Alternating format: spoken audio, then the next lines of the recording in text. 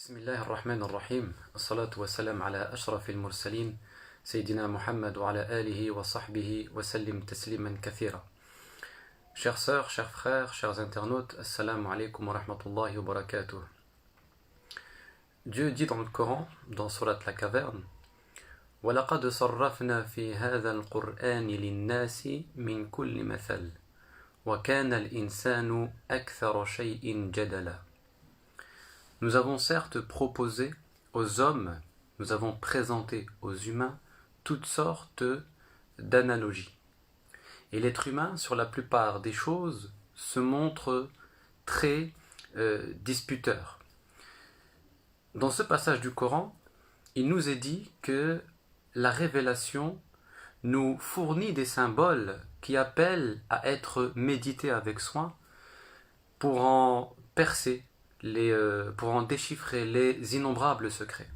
Car la fonction d'un symbole consiste à assurer la communication avec Dieu. C'est un support matériel qui permet d'accéder à des vérités spirituelles. Et donc là, le symbole dans le Coran doit fonctionner comme un signe qui porte la présence d'Allah subhanahu wa ta'ala, et non pas comme une simple donnée matérielle ou comme un simple fait brut. Allah nous dit ici qu'il propose des analogies, des symboles aux êtres humains. Pourquoi?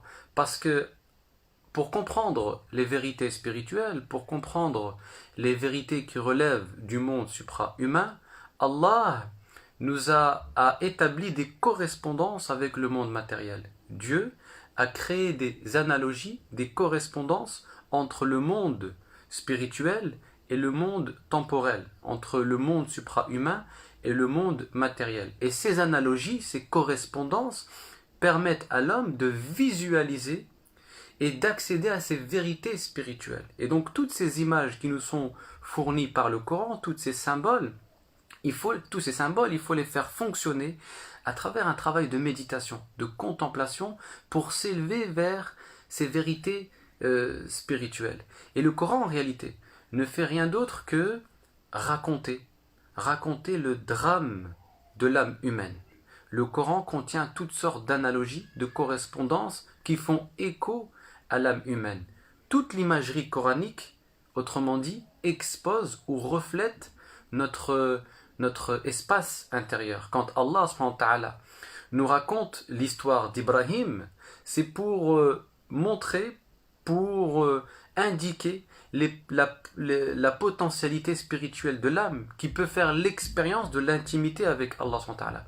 Quand il nous raconte l'histoire de Pharaon, c'est pour nous traduire, pour nous exprimer la possibilité négative de l'âme, qui est capable d'arrogance. Donc l'âme est tout à la fois capable, nous dit le Coran à travers ces analogies, d'être en intimité avec Dieu, et comme elle peut se prendre pour Dieu. Elle a cette potentialité spirituelle qui consiste à lui permettre d'être en intimité avec Allah subhanahu wa ta'ala, et cette possibilité négative qui la rend capable d'arrogance. Donc l'imagerie coranique, ou ces images matérielles que contient le Coran, nous permettent d'accéder, de visualiser ou d'entrer dans la demeure des vérités spirituelles. Et donc le Coran, c'est une myriade de signes, de symboles qui reflètent des vérités spirituelles, des vérités supérieures. Et chaque ayah du Coran, chaque verset du Coran, chaque signe en réalité, est un espace de rencontre entre l'homme et Dieu. C'est un lieu où la temporalité de l'homme va s'éteindre dans l'éternité d'Allah subhanahu wa ta'ala. Autrement dit, la méditation du Coran, la lecture du Coran va nous permettre de créer une brèche dans le temps pour vivre un moment d'éternité, pour se noyer dans la parole d'Allah subhanahu wa ta'ala, al-istighraq. D'ailleurs, il est intéressant de souligner que le mot at-tasbih provient de la même racine que sabaha, qui veut dire nager. Donc quand on glorifie Allah subhanahu wa ta'ala, notamment à travers la récitation du Coran, eh bien on s'immerge, on se noie, on nage dans l'océan divin. Mais au lieu d'être un support de méditation. Au lieu d'être un support de concentration spirituelle, le Coran est devenu lettre morte dans la conscience du croyant, qui n'en use aujourd'hui que pour alimenter ces controverses intellectuelles. Il ne se sert du Coran que comme moyen d'argumenter dans ces controverses intellectuelles. Mais le Coran, nous dit ici la révélation, n'est pas un ensemble de mots bruts et inertes. C'est une constellation de signes vivants et vivifiants qui portent le souffle d'Allah subhanahu wa ta'ala. Voilà pourquoi méditer, réciter le Coran, ça nous permet justement de respirer ce souffle d'Allah qui habite le verbe coranique afin d'oxygéner la conscience et de dilater la poitrine.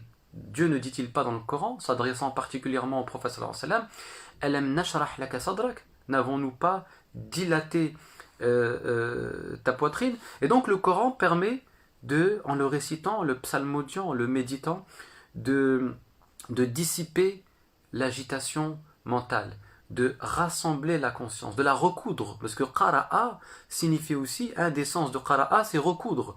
La récitation, la méditation du Coran permet de recoudre la conscience déchirée de l'homme, cette conscience fragmentée, pour la conduire, pour la mener vers l'unicité d'Allah subhanahu wa ta'ala. L'alchimie spirituelle qui s'opère dans la récitation du Coran, dans la méditation du Coran, eh bien, permet d'infuser la sérénité, le silence du verbe d'Allah dans notre conscience. Et donc le Coran, important de le préciser, n'est pas venu uniquement pour instruire les intelligences. Il est venu surtout nourrir les cœurs.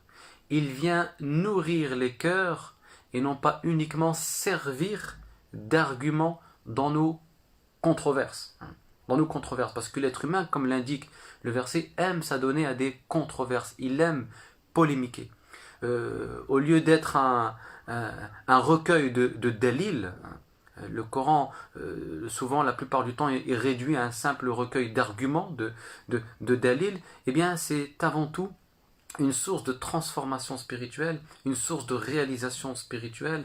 C'est une source de résistance spirituelle qui nous donne les moyens de livrer une guerre sans relâche contre les possibilités négatives de notre âme. Allah le dit dans le Coran, dans Sourate Anfal, Allah dit وَقَاتِلُوهُمْ حَتَّى لَا تَكُونَ فِتْنَةٌ وَيَكُونَ الدِّينُ كُلُّهُ لِلَّهِ. C'est-à-dire, combattez-les jusqu'à ce qu'il n'y ait plus de discorde et que le culte d'Allah, que la religion appartiennent entièrement, exclusivement à Allah. Symboliquement, on pourrait comprendre ce verset de la manière suivante, en disant combattez, livrez une bataille sans merci, infatigablement, contre les tendances négatives de votre âme, jusqu'à ne plus laisser aucune place aux séditions intérieures qui parasitent le rayonnement spirituel de la lumière d'Allah, et que la paix divine, la paix de Dieu triomphe de notre âme belliqueuse, querelleuse. Et donc la méditation du Coran, le fait d'aborder le Coran, d'apprécier le Coran, de passer un temps avec la parole d'Allah subhanahu wa ta'ala, de se centrer, de se concentrer sur son verbe, permet de nous arracher à la multiplicité dispersante de ce monde pour nous centrer sur le verbe unifiant de Dieu.